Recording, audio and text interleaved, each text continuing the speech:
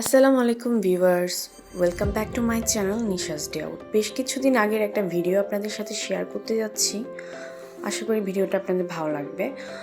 আমরা আজ চলে এসেছি ফুডিজ পন্ডস। আমি আসলে জানতাম না এই রেস্টুরেন্টটা আরও 2 বছর আগে উত্তরায় ওপেন হয়েছে, মেট্রো স্টেশনের কাছেই।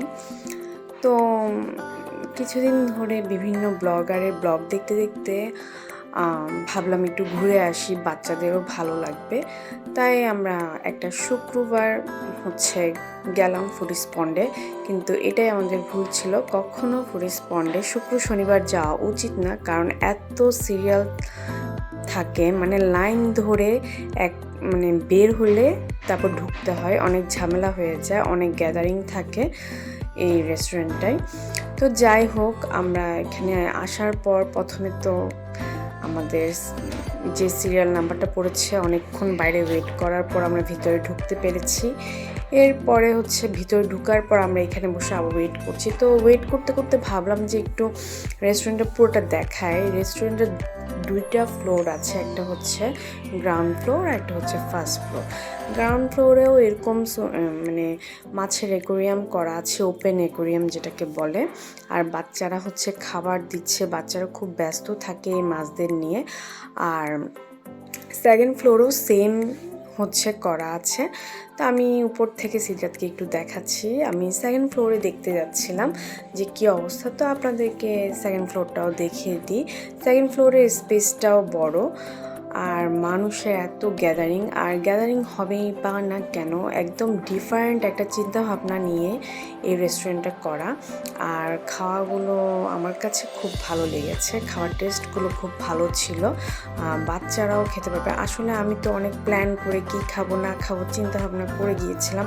আর যখন এত সিরিয়াল ধরে, যেখানে আমি 7টা বাজে গিয়েছি, আমি 9টা বাজে ভিতরে ঢুকতে পেরেছিলাম, যার কারণে আমি আর দেরি হয়ে যাচ্ছে। আসওয়াদ যেহেতু ছোট, আসওয়াদের একটা খাওয়ার বিষয় ছিল তখন আমার, তো যার কারণে আমি যা খাবো তা সব মাথা থেকে ছেড়ে ফেলে জাস্ট ওদের সেট মেনুটাই অর্ডার করে দিয়েছিলাম, যেহেতু হাতে সময় ছিল না, বাসায় ফিরতে হবে। তো আমি আপনাদের ভাইকে বললাম যে আমি নেক্সট টাইম এসে আমি যেগুলো খেতে চেয়েছি ওগুলো খাবো, এখন গতানুগতিক যেটা সেট মেনু ওটাই আমরা খাই। তো আপনাদেরকে এক নজরে একটু ওদের মেনুটাও দেখিয়ে দিই। আমি মেনুটা একটু হালকা ভিডিও করে রেখেছি। এখানে আমি আসলে না ক্রিম অফ মাশরুম স্যুপটা খেতে চেয়েছিলাম, আর প্রন সিজলিংটা খেতে চেয়েছিলাম, কিন্তু এগুলো হতে হতে অনেক সময় লাগবে, আর এটা পসিবল না। তো যার কারণে ওগুলো ট্রাই না করে আমরা সেট মেনুটা নিয়ে নিয়েছি। আর ওদের সেট মেনুটা আসলে খুব ভালো ছিল, আমার কাছে মনে হয়েছে প্রাইজের সাথে খুব ভালো একটা ছিল, আর খাওয়ার টেস্টটাও ভালো ছিল।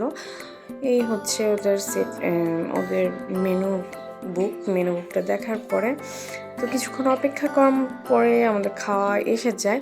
এরপরে সিজার তো মাছ নিয়ে ব্যস্ত, সাথে আসোয়াদও দেখছে যে কি জিনিস পানিতে নাড়াচাড়া করছে।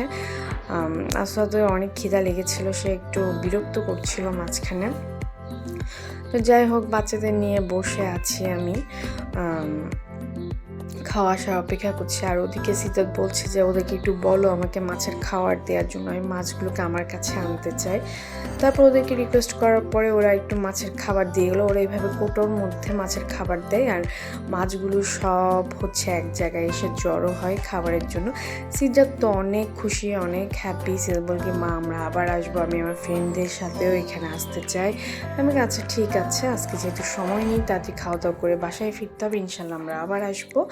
তো আসলে যে কিছুক্ষণ ছিলাম, সময়টা ওখানে স্পেন্ড করেছি, আসলে ভিতরে ঢোকার পর একটু বোর ফিল হতে হয়নি আমাদের, যেহেতু এত সুন্দর একটা ব্যবস্থা, আর বাচ্চারা তো একটু বিরক্ত করে নাই, খুব সুন্দর একটা প্ল্যান করেছিল ওরা, তাই আমাদের বেশ ভালো লেগেছে। আমাদের খাওয়া এর মধ্যে এসে গেল।